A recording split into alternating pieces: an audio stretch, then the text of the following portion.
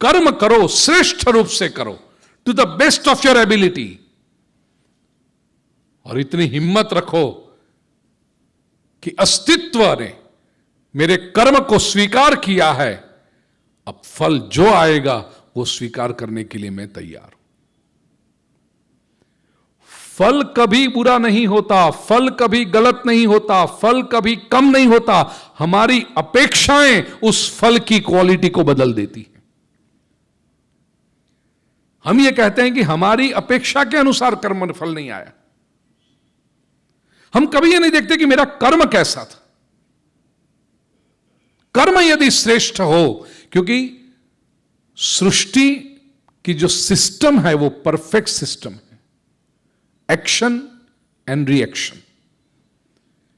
Ball को जितनी जोर से सामने की दीवार पर फेंकोगे उतनी ही गति से बॉल वापस आने वाला है, and you can't do, that's a system which is at work.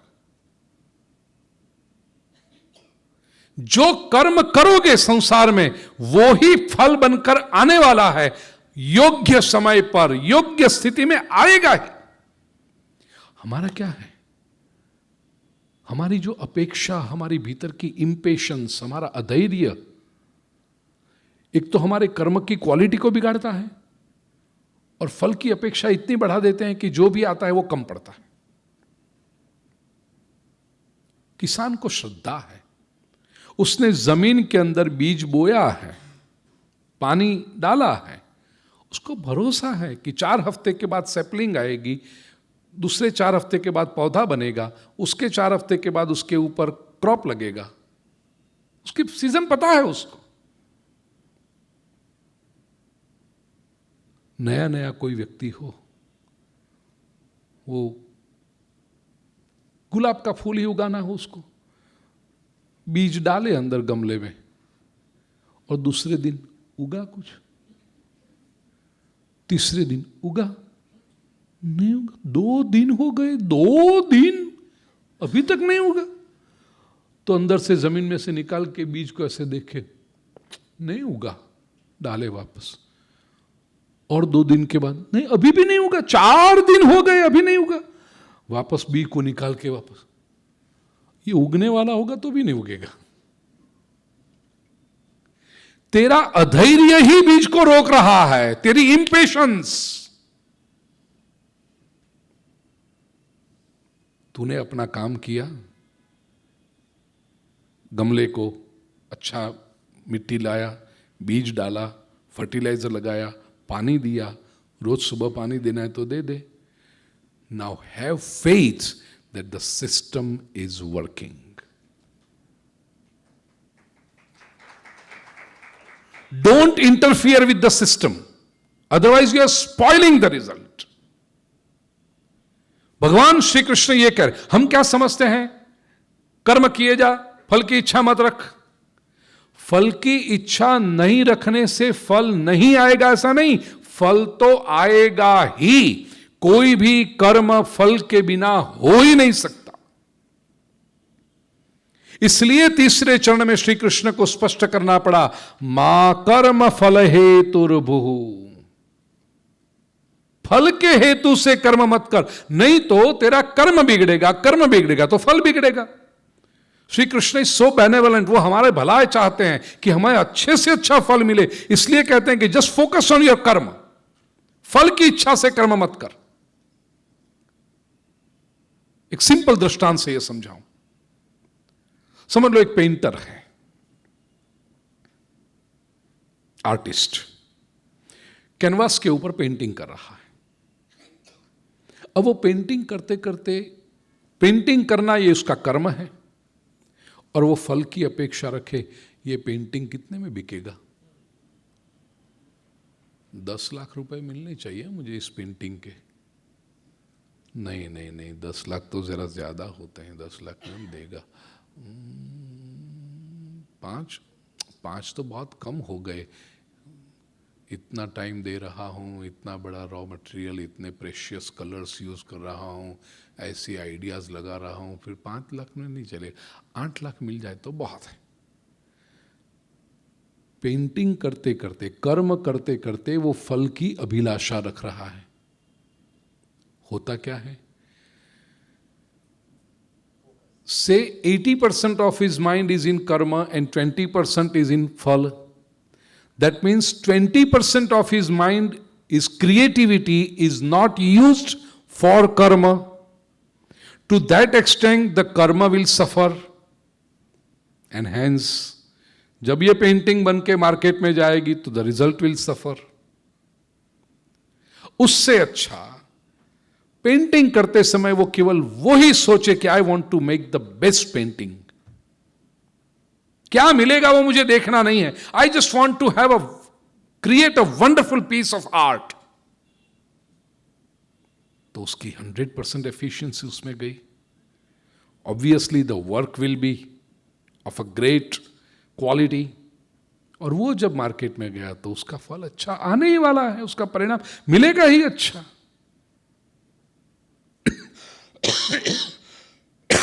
छोटी छोटी बातों में हम ये कर्म करते करते फल की अभिलाषा रखते हैं, वो हमारे कर्म को तोड़ता, वो हमारे कॉन्फिडेंस को भी तोड़ता है।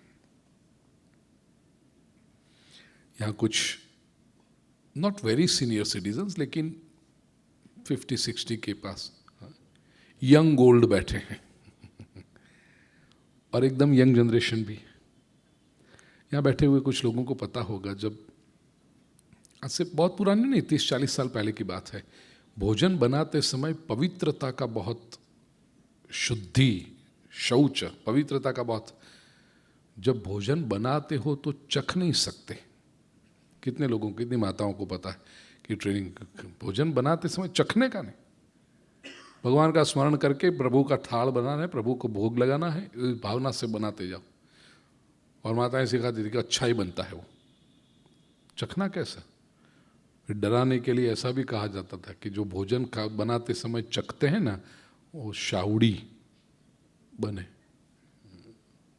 ऐसा कोई कांटे कांटे कांटे ऐसा उसका होता है ना, क्या कहते हैं उसको, कॉपर पाइन नहीं, कॉर्प्यूपाइन, पॉर्क्यूपाइन, पॉर्क्यूपाइन, हाँ वो बनती। तो डर के मारे चखा नहीं उन्होंने कि और कुछ भी बने, वो पॉर्क्यूपाइन नहीं बनना है।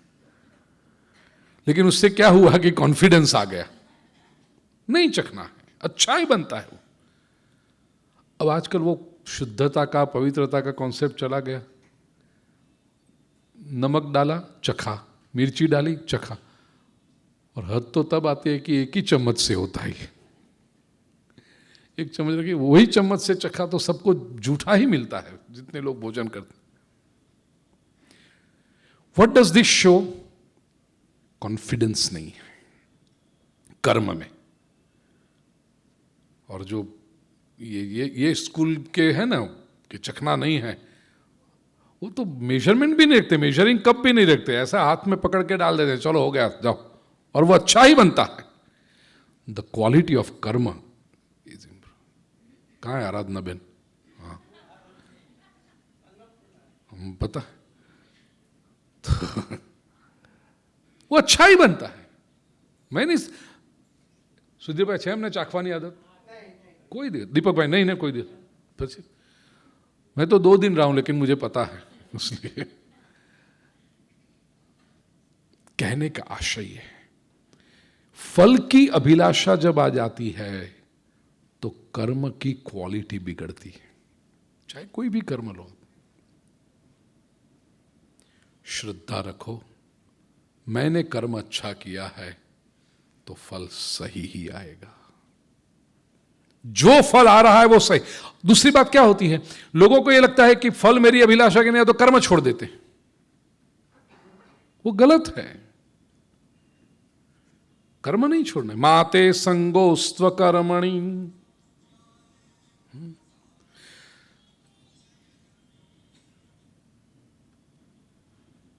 दूसरे को उपदेश करने के लिए यह कर्म का सिद्धांत नहीं है, आचरण करने के लिए। ये तो एक भाई साहब थे, रेलवे स्टेशन पर उतरे और कोई पोर्टर आया, साहब आपके बैग उठा लो। बड़े बड़े 3 बैग थे। कहाँ उठा लो? उठा लिए पोर्टर ने। ब्रिज चढ़ के उतर के गाड़ी तक आया, जो लेने आया था गाड़ी का ट्रंक खोला, पोर्टर ने 3 बैग, ये भाई तो बैठ गए गाड़ी में जाके।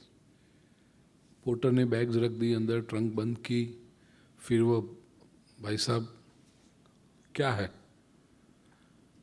नहीं, ये मैं पोर्टर आपकी बैग उठा कर ले। हाँ तो तुमने कहा ना कि बैग उठा लो। मैंने कहा उठा लो। नहीं लेकिन मेरी मजदूरी। मजदूरी? भगवत गीता की पुस्तक निकाल के उसको कहे, देख 2 अध्याय के 47वें श्लोक में श्री कृष्ण कहते हैं, कर्मण्येवाधिकारस्ते मा फलेषु कदाचन। तेरा अधिकार तो केवल कर्म में है, फल में नहीं है। वो पोर्टर कहेगा तुम्हारी गीता तुम्हारे पास रखो, मेरी मजदूरी के 100 रुपए दो मुझे। आचरण के लिए है, उपदेश के लिए नहीं है ये। और जितना आप इसके ऊपर आचरण करोगे, फल की अभिलाषा छोड़ करके कर्म का आचरण करोगे, श्रेष्ठ रूप से कर्म का आचरण करोगे, to the best of your ability, efficiency, भगवान कहते हैं फल देने के लिए। मैं गलत फहमी क्या है कि फल की अभिलाषा नहीं रखी, फल नहीं। भगवान कृष्ण ने स्पष्ट कह दिया गीता में, ना दत्ते कस्यचित पापम न चैव सुकृतम विभुः। कर्म करके प्रभु को अर्पण कर दिए, भगवान हमने कर्म आपको अर्पण कर दिए, फिर सब आप फल आपको दे दिए, तो फिर आप, भगवान कहते हैं मैं कुछ रखता नहीं हूं, न मुझे की जरूरत है। जो भी तुम मुझे अर्पण करते हो वही मैं तुम्हारे योग्य समय पर तुम्हें वापस देता हूं, बढ़ा कर देता हूं। ईश्वर पर, अभी जैसा मैंने कहा ना, मां के समान श्रद्धा यदि ईश्वर पर है। हमारे भारतीयों में एक संस्कार है, बेटी बड़ी हो जाए, ग्रेजुएट हो जाए, फिर कुछ जॉब करे, तो जो सैलरी आती है ना, संस्कारी है बेटी, जो भी सैलरी आई है ना, मम्मा ये तुम जो तुम्हें करना है करो, मम्मी के हाथ में दे देती। लेकिन अपनी भारतीय संस्कृति से बेटी का पैसा रखते नहीं, ये नियम है अपना, पुत्री का पैसा नहीं रखते।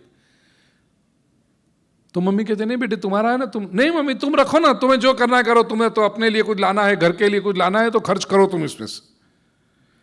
बेटी ने तो कह दिया, लेकिन मां खर्च नहीं करेगी। वो अलमारी में एक अलग एनवेलप रखेगी, एक अलग झोली में, ये बेटी का पैसा उसमें डालती। बेटी हर महीने जो सैलरी आती है वो मां को देके जाती है, मान लो तुम, मां तो पूछती भी नहीं, वो हिसाब भी नहीं मांगती कितना हुआ कुछ नहीं। बेटी कहती मां तुम इस्तेमाल कर लो, लेकिन मां इकट्ठा करते जाती है। 1.5 साल 2 साल की सब सैलरी हुई, फिर बेटी का ब्याह तय हुआ, विदाई के समय बेटी को बुलाकर, समझो पूरा 2 साल की सैलरी का, एज एन एग्जाम्पल मैं कहता हूं, 2,20,000 हुआ, तो मां अपनी ओर से कुछ ऐड करके 2,51 करके, बेटा ये तेरे, आंख में आंसू के साथ बेटी कहती है मां ये तो मैंने तुझे दिए थे ना, तेरे लिए थे, तू घर में नहीं। बेटा, मां राह देख रही थी कि जब इसका मौका आए, प्रसंग आए, तब दे दूं। ईश्वर भी ऐसी मां है। हम जब श्रद्धा से हमारे कर्म के फल परमात्मा के चरणों में समर्पित कर देते हैं, और हम कहते हैं प्रभु ये तेरे, प्रभु तेरी शक्ति से हुआ, तेरी वजह से हुआ, तूने मुझे प्रेरणा दी, तूने मुझे समझदारी दी, तूने मुझे शक्ति दी, इसलिए मैंने किया। भगवान भी मां की तरह है। ठीक है, जब भी हमारे जीवन में आवश्यकता पड़ती है, हमने जो कर्म पूर्ण श्रद्धा से परमात्मा को समर्पित किए हैं, प्रभु उसमें बढ़ोतरी करके हमें वापस लौटाता है। इस अर्थ में कृष्ण कहते हैं कर्मण्येवाधिकारस्ते मा फलेषु कदाचन। मैं रख नहीं, लेकिन श्रद्धा इसमें बहुत बड़ी बात है, हम छोड़ ही नहीं सकते। हम बुरे कर्म छोड़ देते हैं, गलत काम हो जाने तो तुरंत मंदिर में जाके भगवान ये गलती हो गई है, भगवान जरा माफ कर देना, भगवान सॉरी सॉरी, भगवान सॉरी सॉरी। और अच्छे काम हो तो वो तो यश हम कमाते हैं, सबको ये मैंने किया, ये मैंने किया। तो भगवान भी समझता है फिर कि तेरे मैले कपड़े ही तो मेरे पास धोने के लिए डालता है, बुरे कर्म ही तू मेरे पास लाता है, अच्छे नहीं लाता। सर्वाणि कर्माणि संयम्य, भगवान कृष्ण भगवद गीता में कहते हैं सभी कर्म जब उनको दे देते हो, भोक्तारम यज्ञ तपसाम सर्वलोक महेश्वरम सुहृदम सर्वभूतानाम ज्ञात्वा माम शांति मृच्छति। सारे कर्म मुझे दे दे और मैं ही वो भोगने वाला हूं ऐसा तू समझ, तो शांति प्राप्त होगी। चौथा कारण जो हमारी मन की शांति को हर लेता है वो है एक्यूजिशन एंड गिल्ट, दोषगंड, गिल्ट कॉम्प्लेक्स। मैंने कुछ गलत किया है, या तो लोग मेरे कह रहे हैं कि मैं बुरा हूं, मैंने कुछ गलत किया है। भगवत गीता में श्री कृष्ण इतना बड़ा आश्वासन देते हैं, लोग क्या कहते हैं वो चिंता छोड़ दे, तू कैसा है वो मेरे सामने आ। मैं पब्लिक ओपिनियन के ऊपर तेरी वैल्यूएशन नहीं करता। भगवान इतना छिछला, इतना शैलो नहीं है। भगवान सीधा देखते हैं हम कैसे हैं। अरे सामान्य कोर्ट का न्यायाधीश भी, जज भी यदि प्रामाणिक हो तो वो पब्लिक ओपिनियन पे नहीं जाता, लोग क्या कहते हैं उसके ऊपर नहीं जाता। जज स्वयं देखता है कि आदमी कैसा है। लोग चाहे कुछ भी बोलते हो, क्या फर्क पड़ता है। संसार का एक प्रामाणिक जज भी पब्लिक ओपिनियन के ऊपर नहीं जाता, तो ईश्वर क्या पब्लिक ओपिनियन के हिसाब से करेगा? हमारे बारे में लोग क्या कहते हैं उसके ऊपर से भगवान हमारी तुलना करेगा? नहीं, भगवान ये देखता है कि तू क्या। और भगवान को कोई पब्लिक ओपिनियन की आवश्यकता ही नहीं है। लोग क्या कहते हैं भगवान को, भगवान तो भीतर बैठा है, उसको कहां साक्षी चाहिए, उसको कहां विटनेस चाहिए। उल्टा गलत किया होगा और स्मार्टनेस ऐसी होगी कि लोगों की आंखों में धूल झोंकी होगी, लोगों को पता भी नहीं चलेगा तुम्हारे गुनाहों के बारे में। भगवान कहता है वो भी मैं जानता हूं। नहीं नहीं, लेकिन देखो ना भगवान, सब लोग तो मेरे बात, सब लोग की बात छोड़, तू कैसा है वो मुझे पता है। क्यों? सर्वस्य चाहम हृदय सन्निविष्टः, मैं तो तेरे हृदय में बैठा हूं। कोई भी कर्म तूने किया उसके पीछे तेरा मकसद क्या था, तेरा मोटिव क्या था, वो मुझे पता है। इसलिए भगवान क्रिया का फल नहीं देते, भगवान कर्म का फल देते हैं। ये टेक्निकल शब्द आप समझ लेना। संसार क्रिया के ऊपर से आपका हिसाब करेगा, भगवान कर्म के हिसाब से आपको फल देंगे। और मूल्य कर्म का है, क्रिया का नहीं। गुजरात में एक एजुकेशन फील्ड में जिन्होंने बहुत कंट्रीब्यूशन किया, नाना भाई भट्ट, सौराष्ट्र में, उन्होंने एक बहुत सुंदर एग्जाम्पल दिया है कर्म और क्रिया को कैसे वो करते हैं। The motive decides the quality of कर्म। एक रंगरेज था, साड़ी रंग करते हैं ना, ऐसी हुआ करती थी सब कलाकार लोग एक साड़ी। तो एक रंगरेज था, साड़ी उसने एक बनाई थी और अपने आंगन में ऐसे सुखा के रखी थी, रंग को सुख। इतनी सुंदर साड़ी थी, उस नगर सेठ वहां से निकले और कहा अरे वाह, तो बड़ी सुंदर साड़ी है, कितने की है? उस रंगरेज ने कहा बेचने की नहीं है। क्यों, तुम तो रंगरेज हो, साड़ी का तो तुम्हारा कामकाज है, बेचने की नहीं है? कहता हाँ रंगरेज हूं, कामकाज वो यही है मेरा, लेकिन ये साड़ी बेचने की नहीं है, ये साड़ी मैंने अपनी पत्नी के लिए बनाई, सरप्राइज उसको गिफ्ट देने वाला हूं मैं। अच्छा, तो ठीक है, मुझे भी मेरी पत्नी के लिए ऐसी ही साड़ी चाहिए, बना सकते? कहते हाँ बना सकता हूं, क्यों नहीं बना सकता। 1 हफ्ता लगेगा, ले जाइए एक हफ्ते के बाद। कीमत तय की, इतनी कीमत। नगर सेठ ने कहा कोई बात नहीं, अच्छा बना दूंगा सेठ। एक हफ्ते के बाद नगर सेठ आए, साड़ी तैयार थी, खोली, देखा, सब ठीक था। नगर सेठ ने पैसे चुकाए। रंगरेज ने ऐसे ही पूछा, सेठ जी कैसी लगी साड़ी? सेठ जी ने कहा है तो अच्छी, लेकिन जो पहले वाली थी उसके जैसी नहीं है। रंगरेज ने कहा उसके जैसी तो हो भी नहीं सकती सेठ जी, क्योंकि वो साड़ी मैंने अपनी पत्नी के लिए बनाई थी, ये साड़ी मैंने। प्रिंट सेम, कलर सेम, सब कुछ सेम, लेकिन वो मैंने जब अपनी पत्नी के लिए बना, तो जो इमोशन उसमें जाता है, जो भाव उसमें जाता, वो मैं आपकी पत्नी के लिए साड़ी बनाऊं तो कैसे लाऊं उसमें? क्रिया वो ही। दो साड़ी पास में पड़ी हो तो आपको पता भी नहीं चले क्या फर्क है उसमें, लेकिन मोटिव बदल गया तो कर्म की क्वालिटी बदल गई। और भगवान क्रिया नहीं देखते। जो वैल्यू, जानकार, जो समझदार लोग होते हैं, वो क्रिया की वैल्यू नहीं करते, वो कर्म की वैल्यू करते हैं। मूल्यवान कर्म है। भगवान के पास जो जाते हैं, प्रभु कहते हैं गिल्ट निकाल दे, तूने अभी तक गलत किया भी होगा, अब तू क्या करना चाहता है वो बोल। भगवान के जितना लीनियंट आपको कोई मिलेगा नहीं। बाहें फैलाए खड़ा है, आओ मेरी बाहों में, आलिंगन देने को तैयार खड़ा। हम ही हैं कि जाने को तैयार नहीं। कैसे जा सकता हूं, मैं तो बहुत पापी हूं, मैं मूर्ख खल कामी। ऐसी आरती गाते हैं ना हम लोग, मैं मूर्ख, मैं खल, मैं कामी, मैं कैसे जाऊं। ये नेगेटिव विचार क्यों रखते हैं हम?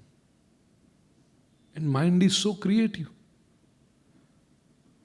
20 साल तक रोज सुबह शाम मैं मूर्ख, मैं मूर्ख, मैं मूर्ख बोलते रहोगे, नहीं होगे तो भी हो जाओगे। I am stupid, I am stupid, I am stupid, I am stupid. तो माइंड टेक्स दैट शेप। मत कहो अपने आप को मूर्ख, मत कहो अपने आप को खल और कामी और पापी। प्रभु मैं तेरे पास आया हूं, तेरा बनकर आया हूं। भगवान कहते हैं भगवत गीता के 9वें अध्याय के 30वें और 31वें श्लोक, मेरे बड़े प्रिय श्लोक हैं ये। अपि चेत् सुदुराचारो भजते मामनन्य भाग, साधुरेव समन्तव्यः सम्यग् व्यवसितो हि सः। क्षिप्रम भवति धर्मात्मा शश्वच्छान्तिं निगच्छति, कौन्तेय प्रतिजानीहि न मे भक्तः प्रणश्यति। संस्कृत भाषा के प्रति यदि प्रेम हो और उसमें भी कृष्ण के शब्द के प्रति आदर हो तो हृदय भर आएगा। ऐसे ये श्लोक है। अपि चेत् सुदुराचारो भजते मामन, अपि चेत् सुदुराचारः, केवल दुराचारी नहीं, सुदुराचारी। दुराचारियों में भी दुराचारी, ऐसा व्यक्ति, द वाइलेस्ट सिनर। दुराचारी सिनर, पापी, सुदुराचारी वाइलेस्ट, बुरे से बुरा दुराचारी। श्री कृष्ण कहते हैं भजते माम अनन्य भाग, अनन्य भाव से यदि वो मेरी भक्ति करता है, मेरे मार्ग पर चलता है, साधु एव समन्तव्य, उसको साधु ही समझो। क्यों? सम्यक व्यवसितो ही सह, at least now he has made a right resolution. अभी तो उसने तय किया अच्छा बनने के लिए। प्रिय स्वजनों, यदि गलती हो जाए आपसे तो संसार माफ नहीं करेगा। संसार को लेबल लगाने का बहुत शौक है। सब लोग थप्पा लेकर ही बैठे हैं, ये अच्छा ये बुरा, ये अच्छा ये बुरा। भगवान को कोई लेबल लगाने का शौक नहीं। भगवान इसलिए भगवान है, वो कभी लेबल नहीं लगाता। भगवान श्री कृष्ण कहते हैं, I don't care what your past was, are you ready to improve now? यदि तुम इस समय संकल्प करते हो कि तुम अच्छे बनोगे, मैं तुम्हारे अतीत को भूलने के लिए तैयार हूं। कहां मिलेगा ऐसा ईश्वर? हमने अभी तक, देखिए, वेस्टर्न लोग जब गीता पढ़ते हैं ना, तो उनको बड़ा शॉकिंग लगता है, क्योंकि वेस्टर्न वर्ल्ड में जितने भी धर्म हुए, उन्होंने पाप का कॉन्सेप्ट इतना बड़ा कर दिया, जो भी करते हो पाप ही हो, क्योंकि वो उन धर्मों की नींव ही पाप है। ये इंफीरियोरिटी, ये गिल्ट दोगे तो धर्म का धंधा चलेगा ना।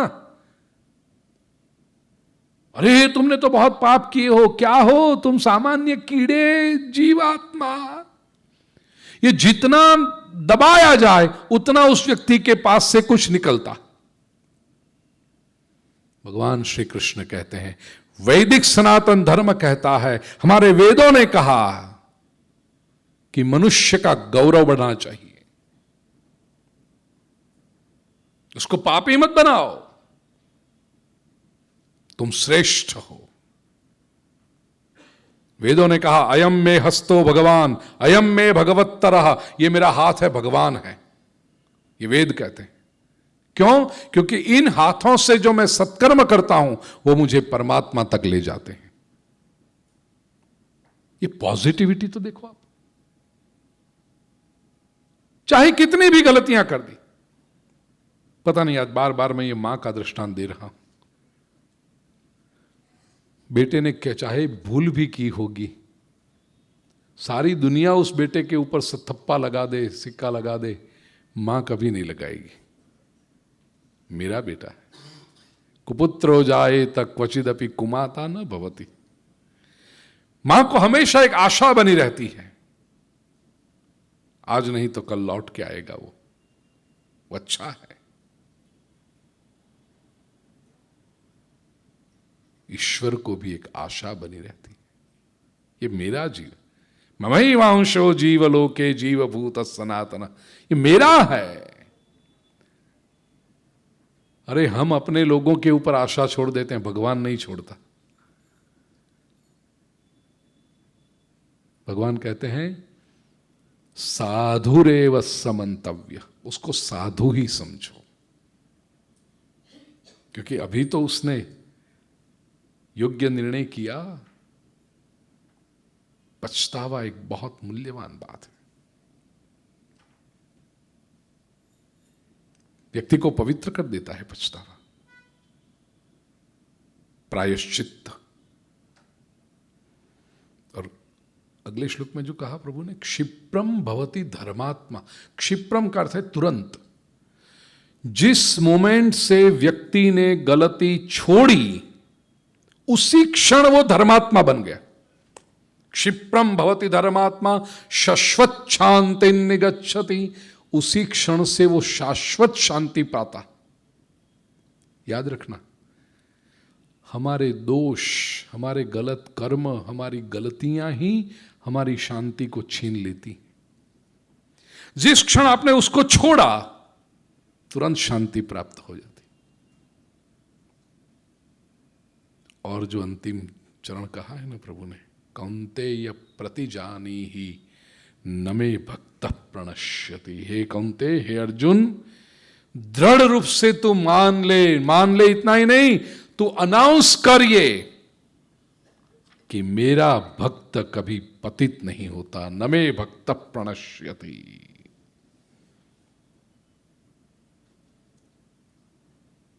मैं जब पढ़ता था ना, उस समय हॉस्टल में रहता था, और पहला घर भी जब लिया, भगवत गीता के 2 चरण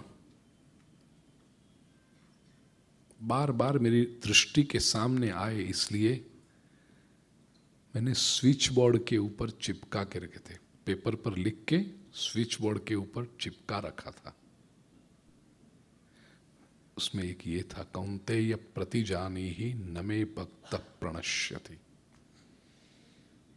क्योंकि जीवन में कई बार ऐसा होता है, हम अच्छे होते हैं, हमने कोई बुरा काम नहीं किया, कोई गलती नहीं की, लेकिन पता नहीं समाज में से कहीं से ऐसी ऐसे कीचड़ उछालना शुरू हो जाता है, लोग कुछ ना कुछ बोलना शुरू कर देते हैं, और सेंसिटिव व्यक्ति,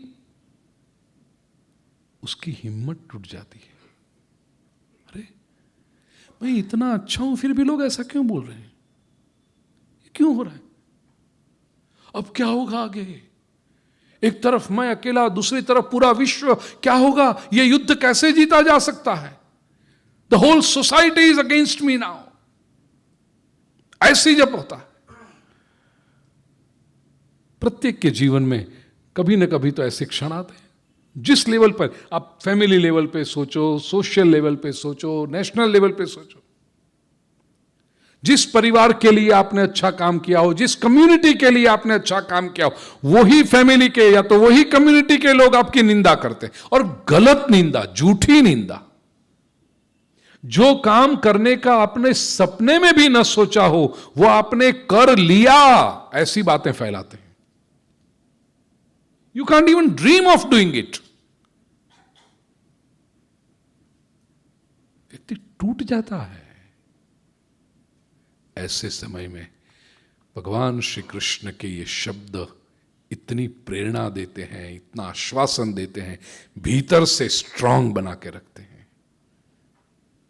इसका अर्थ मैं कहूं, कौन्तेय प्रतिजानी ही न मे भक्त प्रणश्यति। ये कौन्तेय है अर्जुन, सत्यमान और तो अनाउंस करिए कि मेरा भक्त कभी अधपतित नहीं होता।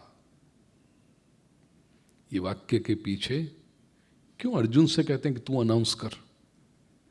कृष्ण कह सकते थे ना, आई प्रोक्लेम, ऐसा कह सकते थे ना, जो यूजुअली आप धर्म ग्रंथों में पढ़ोगे, दूसरे सब जो भी हैं वो ऐसे कि आई प्रोक्लेम दैट।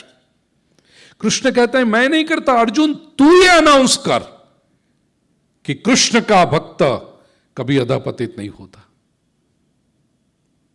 कारण क्या है इसके पीछे? कारण यह है, श्री कृष्ण कहना चाहते हैं अर्जुन, भक्त के प्रसन्नता के लिए, भक्त को सुखी करने के लिए, भक्त की इच्छा को पूर्ण करने के लिए मैंने तो कई बार मेरी प्रतिज्ञा को तोड़ा है। यदि मैं ये प्रतिज्ञा करूं कि मेरा भक्त अधपतित नहीं होता तो मैंने तो मेरी प्रतिज्ञा तोड़ी है, दुनिया जानती है। लेकिन एक बात मैंने सत्य की है कि मेरे भक्त की प्रतिज्ञा को मैंने कभी नहीं टूटने दिया। अर्जुन तू ये अनाउंस कर, तू मेरा भक्त है और तू ये अनाउंस कर कि कृष्ण का भक्त कभी अधपतित नहीं होता, तो it is my responsibility to prove you right all the time.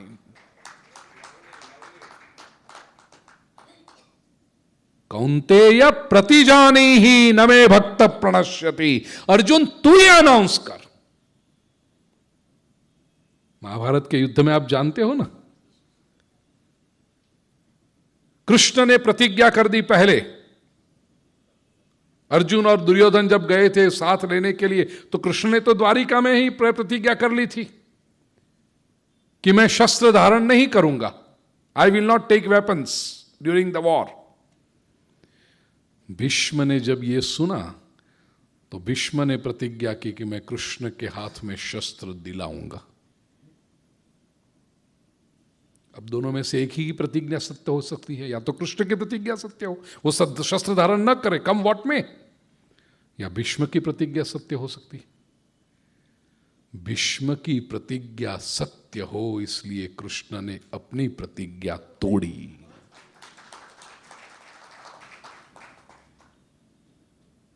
मेरा भक्त जो कहता है वो सच होना चाहिए। What I say is immaterial.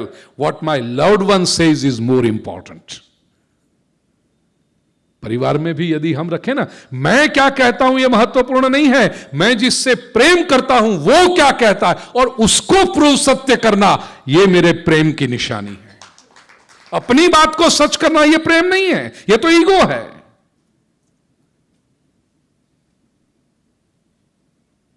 मैं जिसको प्रेम करता हूं उसकी बात को सच कर, फिर मेरी बात टूट जाए कोई बात नहीं, but that is the mark of my love. अध्यात्मक सत्य यह है भाई। कृष्ण अपनी बात को सत्य करते जाते तो वो तो ईगो हो जाता ना। महाभारत में युद्ध नहीं कर, शस्त्र धारण नहीं करते, अर्जुन को मरना है तो मरे, जिसको मरना है मरे। मैंने तो प्रतिज्ञा ले ली है, मैं शस्त्र धारण नहीं करूंगा।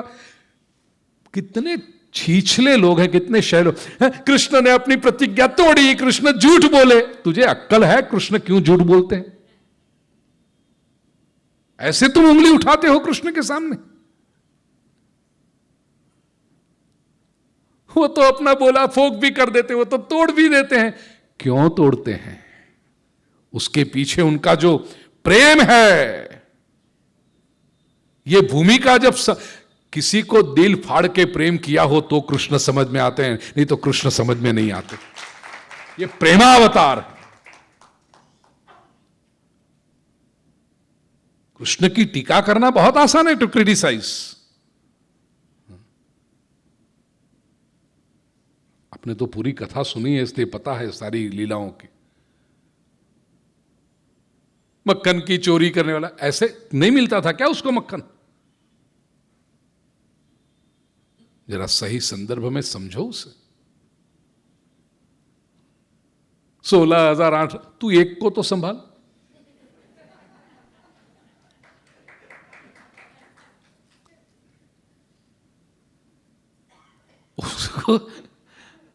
उसको समझना।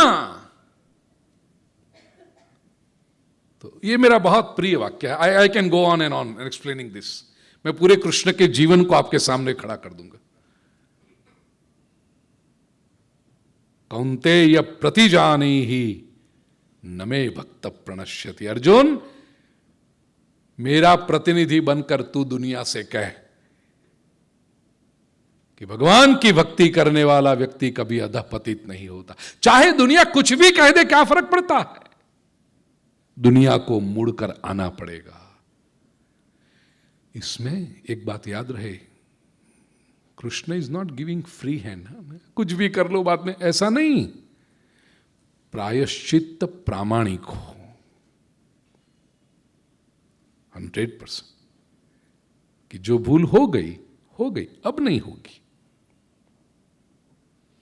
If you are ready to forgive yourself, God is more than willing to forgive, not only forgive but forget your past deeds and to embrace you. अधिकतर लोग जीवन में प्रगति इसलिए नहीं कर सकते, जीवन को आनंदमय इसलिए नहीं बना सकते, क्योंकि वे स्वयं अपनी गलती को पकड़ के वही अपनी पेन से अपने आप को नुकसान करते रहते।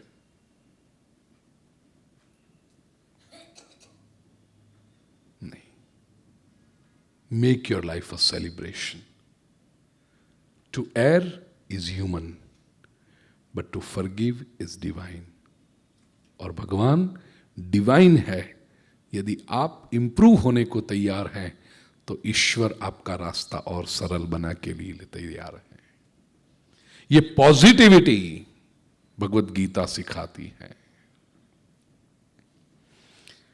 और अंतिम, व्यक्ति का अपना एटीट्यूड जीवन के प्रति कैसा है, वो हमारे जीवन को सुंदर बनाएगा, सेलिब्रेशन बनाएगा। 18वें अध्याय के 53वें श्लोक में बहुत सूत्रात्मक रूप में भगवान श्री कृष्ण ने कहा, अहंकारम बलम दर्पम कामम क्रोधम परिग्रहम विमुच्य निर्मम शांतो ब्रह्म भूयाय कल्पते। हमारा एटीट्यूड क्या रहना चाहिए? एटीट्यूड में सबसे पहली बात, अहंकार को निकालो, ईगो को निकालो।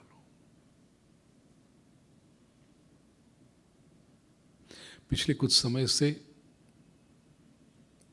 कॉन्शियसली एक साधना के रूप में कर रहा हूं, और आप भी कीजिएगा। आप कोई बात भी करो, वाक्य भी बोलो, हो सके उतना मैं शब्द का प्रयोग कम करते जाओ। ये बोलने के बाद सावधान करो, ये जो कैसेट बन रही है ना, सुनना आप। 10-15 साल पहले की भी मेरी कैसेट आपके पास होगी, वो सुनना। You will see the mark difference. मैं शब्द का प्रयोग हो सके उतना कम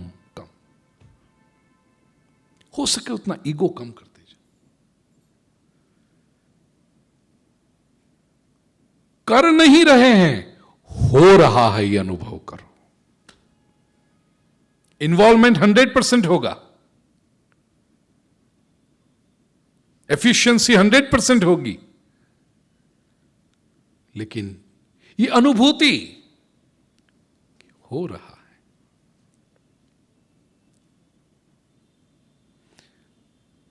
नल में से पानी आ रहा हो और नल ये सोचे मैं दे रहा हूं पानी।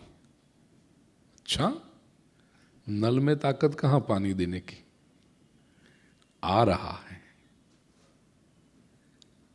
केवल बह रहा है तुम्हारे भीतर से। इस तरह जो भी कर्म हो, जो भी आपकी एफिशिएंसी हो, जो भी आपकी एबिलिटी हो, समाज को लाभ मिलता रहे, लेकिन उसमें मैं कर रहा हूं, इसको निकाल के हो रहा है। करते हो तुम कन्हैया, मेरा नाम हो रहा है, बस हो रहा है। ये भूमिका जब आप पर आते हैं, फिर जीवन में जो आनंद आता है ना। शुरुआत में तकलीफ हो गया to construct a sentence without I, capital आई।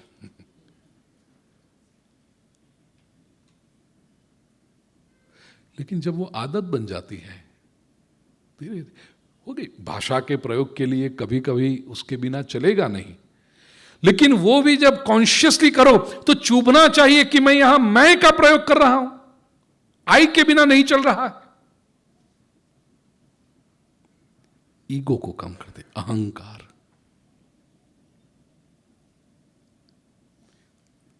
पता है, जब भी कोई कार्य सफल होता है ना, तो वी से होता है, वो WE, कैपिटल WE। लेकिन संसार की जो दृष्टि है वो उल्टी दृष्टि है, इसलिए यहां पर रखा हो WE, और ईगोइस्ट व्यक्ति है ना, ऐसा हमेशा ये देखता है, और ऊपर मिरर में जो रिफ्लेक्ट होता है वो क्या होता है, हुआ है वी की वजह से, लेकिन वो बोलने लगता है मी मी मी, मैंने किया मैंने किया।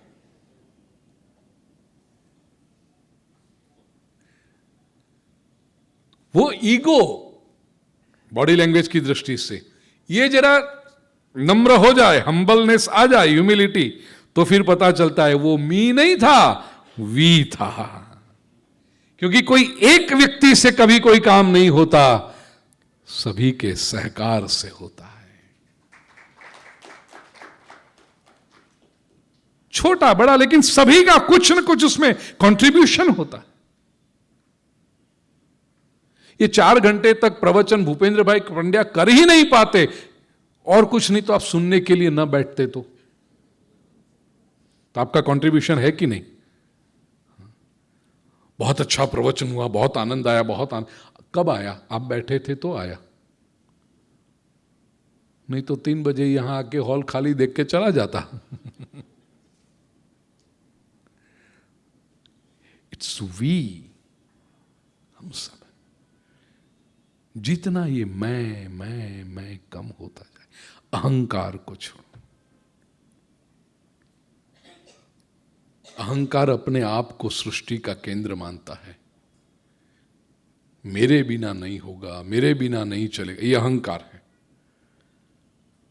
और निरहंकारी व्यक्ति, सब हो रहा है, ये तो प्रभु की कृपा है कि मुझे निमित्त बना रहा है। वो इंस्ट्रूमेंटल डिवोशन भी बहुत बड़ी बात है ना। ईश्वर का प्रेम है मैं मुझ पर कि मुझे निमित्त बना रहा है, मुझे यश दे रहा है। अब देखो, कन्या जब 22-23 साल की हो जाए, उसकी एंगेजमेंट की बातें शुरू हो और वो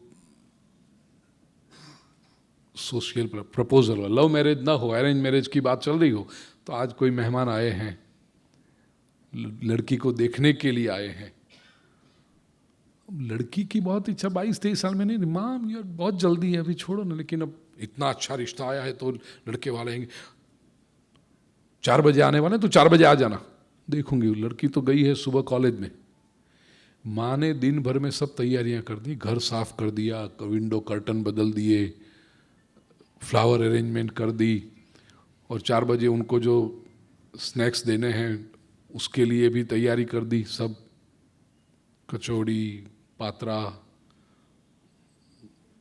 जो भी बनाने सब बना के तैयार रखा। 3 बजे अभी तक बेटी नहीं आई, तो माँ फोन करते, कहाँ है? तो आ रही हूँ ना, ट्रैफिक में। अरे जल्दी आ जा। जैसे 2:15 बजे आती है माँ, चल जल्दी से स्नान कर ले, तैयार हो जा। और वो तो स्नान करके तैयार होके 4 बजे मेहमान भी आते हैं, और वो भी कमरे में से बाहर आती। फिर मेहमान के साथ बात 10-15 मिनट बैठी, फिर स्नैक्स लाने हैं, नाश्ता। माँ बेटी को बुलाती है किचन में, सब माता ने बना के रखा है, प्लेट भी सब वो अरेंज करती है, ट्रे में लगा करके बेटी के हाथ में देती है, बेटी जाओ रखो वहाँ पर, और धीरे से रखना, हम जोड़ती नहीं पच। तो बेटी वो एकदम फ्रेश तैयार होके रेडी होके ट्रे ला के रखती है, और मेहमान लोग एक एक को कचौड़ी खाई, अरे वाह कचौड़ी तो बहुत अच्छी है, किसने बनाई? मेरी बेटी ने। बेटी को कचौड़ी का के नहीं आता।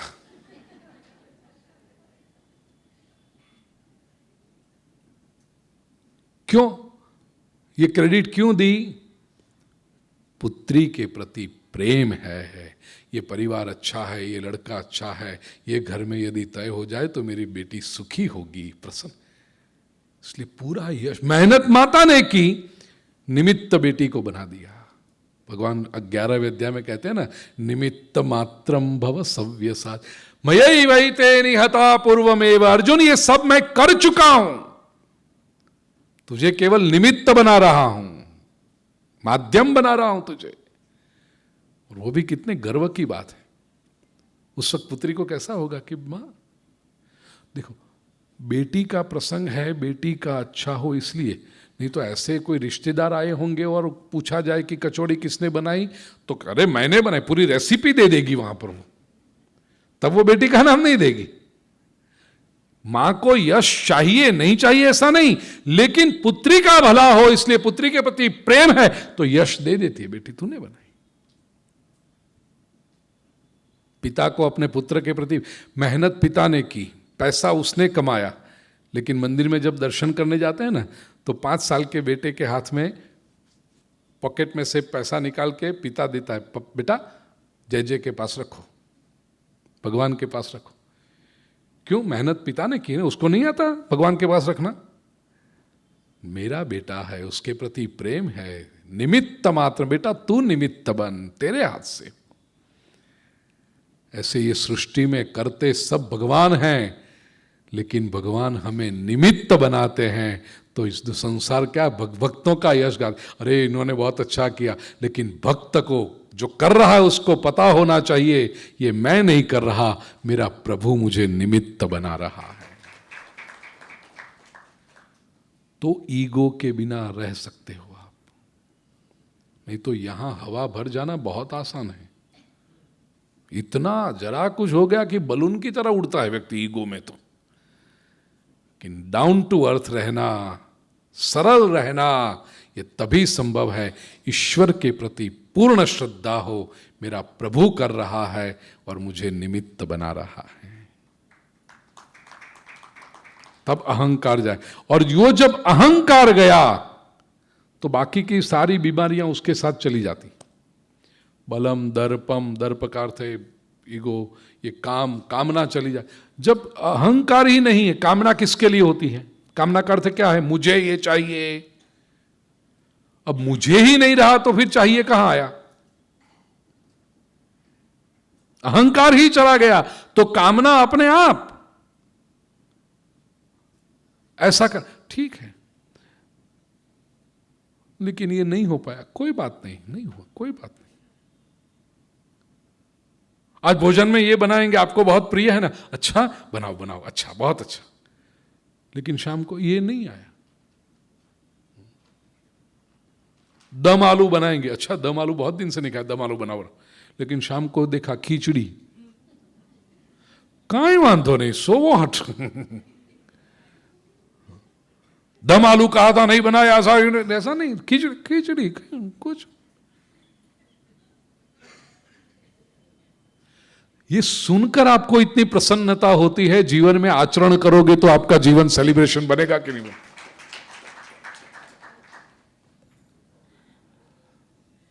कामना नहीं रही, क्रोध चला गया, परिग्रह, परिग्रह का अर्थ है इकट्ठा करने की भावना, वो सब चली गई। विमुच्य निर्मम शांतो ब्रह्म भूया। देखिए जीवन में कितनी शांति होती। भगवान कहते हैं ये शांति सभी के लिए संभव है। इतना याद रखो, ईश्वर सर्वभूतानां हृद्देशेर्जुन तिष्ठति भ्रामयन् सर्वभूतानि यंत्रारूढ़ानि मायया। सभी के अंतःकरण में ईश्वर बैठा हुआ है, वही कर रहा है। एलान वाइटल जो एनर्जी है वो है, उसके साथ कनेक्ट हो जाओ और फिर जो होता है वो अच्छा ही होगा, बुरा हो ही नहीं सकता। और अच्छा हुआ तो परिणाम भी अच्छा आएगा, जीवन में प्रसन्नता आएगी। तमेव शरणं गच्छ सर्वभावेन भारत तत्प्रसादात् पराम शांतिम स्थानम प्राप्स्यसि शाश्वतम। तमेव शरण, शांति का और प्रसन्नता का सर्वश्रेष्ठ मार्ग है शरणागति। किसी के हो जाओ। ये अहंकार है ना, हमें किसी के होने नहीं देता। किसी के हो जाओ। कोई तो पात्र ऐसा रखो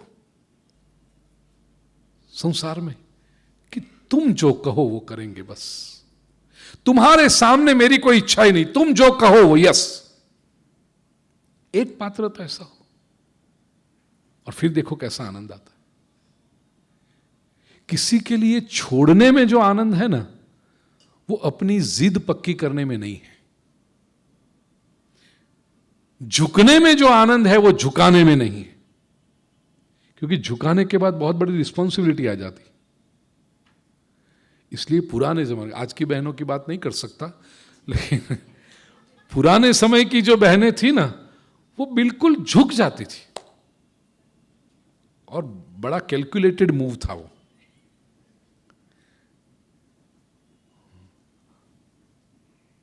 पति कुछ भी कहने, क्या करना है, तमे को एम, ये जो आप जो कहो वो। अब एक बार आपने कह दिया आप जो कहो वो, तो सामने वाले की रिस्पॉन्सिबिलिटी कितनी बन गई कि अब तो मुझे उसको खुश करना ही पड़ेगा। आज के जमाने में हम क्या करते हैं, अपना अपना ओपिनियन लेके बैठते हैं और फिर झगड़ा शुरू होता है। कॉलेज में मेरा एक मित्र 5-7 साल तक उसका अफेयर चला और फाइनली दे गॉट मैरिड। तो हम और वो देवर द फर्स्ट, वो शहीद होने वाले पहला कपल था वो हमारे ग्रुप में। तो we are all excited about it. Reception में गए, अभिनंदन दिए और फिर पूछा कि हनीमून के लिए कहाँ जाओगे। तो हस्बैंड ने कहा कि मैं नॉर्थ में जाने वाला हूं और ये साउथ में जाने वाली। कहा ये कैसे होगा फिर? तो नहीं, we respect each other's opinion. I always wanted to go to the north side and she wanted to go to the south, so we respect each other's opinion. अब इसमें हनीमून रहा कहां फिर? ओपिनियन अलग हो गए। अब समझो ये मतभेद हो सकता है कि चलो इनकी इच्छा अलग है, इनकी इच्छा अलग है, लेकिन सरेंडर यदि पत्नी कर दे, पति को पता तो है कि she wanted to go to south, और पति जब पूछे कहां जाएंगे, आप जो कहो। Your wish. तो पति की भी रिस्पॉन्सिबिलिटी बनती है ना कि वो इतना मुझे कर रही है, तो फिर चलो नॉर्थ में तो कभी भी जाएंगे, साउथ में पहले जाके आते हैं। काम अपने आप हो जाता था। अब चलो संसार में से तो निकाल दिया हमने, ये तो बहुत बड़ी गलती की है। जिन्होंने संभाल के रखा है वो बहुत अच्छे लोग हैं, लेकिन संसार में कम से कम भगवान के साथ तो रखो। भगवान जब तुमसे पूछे क्या करना है, तो भगवान से कहो प्रभु आप जो चाहो वो। अब उसकी रिस्पॉन्सिबिलिटी बन गई, और भगवान तो जानता है तुम्हारे अंतर की इच्छा क्या है। इतना ही नहीं, भगवान तुम्हें सुखी करना चाहता है। ईश्वर कभी यह नहीं चाहता कि मनुष्य दुखी हो। ईश्वर यही चाहता है कि मनुष्य, मेरी संतान है, वो हमेशा सुखी हो। एक बार श्रद्धा से उसको कह के तो कहो, बस देखो, योर विश गॉड, तमेव शरणं गच्छ करिष्ये वचनं तव। और भगवत गीता के आधार पर श्री कृष्ण ने जो कहा है, उस आधार पर अनाउंस किया जा सकता है कि Krishna never fails, he never disappoints. जीवन को एक उत्सव बनाना हो तो यही एक मार्ग है। ईश्वर से कहो प्रभु आपकी जो इच्छा हो वो हम करेंगे। यही बात अर्जुन ने अंत में कही ना, प्रभु नष्टो मोह स्मृतिर्लब्धा त्वत्प्रसादान मयाच्युत स्थितोस्मि गतसंदेह करिष्ये वचनं तव। I will do what you say। और वही होता है। जीवन को उत्सव बनाने के लिए पूर्ण शरणागति से श्रेष्ठ और कोई मार्ग नहीं है। जिन जिन लोगों के जीवन, देखिए भक्तों के जीवन में दुख आया, विपरीत परिस्थितियां आई। नरसिंह देखो, मीरा देखो, तुलसीदास देखो, सूरदास देखो, आंडाल देखो, कोई भी दुनिया भर के भक्त देखो आप, विपरीत परिस्थिति आई, लेकिन उन्होंने अपने चेहरे पर की प्रसन्नता को कभी मिटने नहीं दिया। उन्होंने अपने रोते हुए गीत नहीं गाए, प्रसन्नता रहे। क्यों? क्योंकि उन्होंने एक ही बात स्वीकार की, पूर्ण शरणागति। प्रभु तू जीवन में जो भी परिस्थिति निर्माण करता है, हम उसके लिए तैयार हैं। Total faith, total devotion, total surrender, and that is the formula for making life a wonderful, endless celebration। आज इतना ही। कृष्णाय वासुदेवाय हरये परमात्मने प्रणतक्लेशनाशाय गोविंदाय नमो नमः। ओम शांति शांति शांति।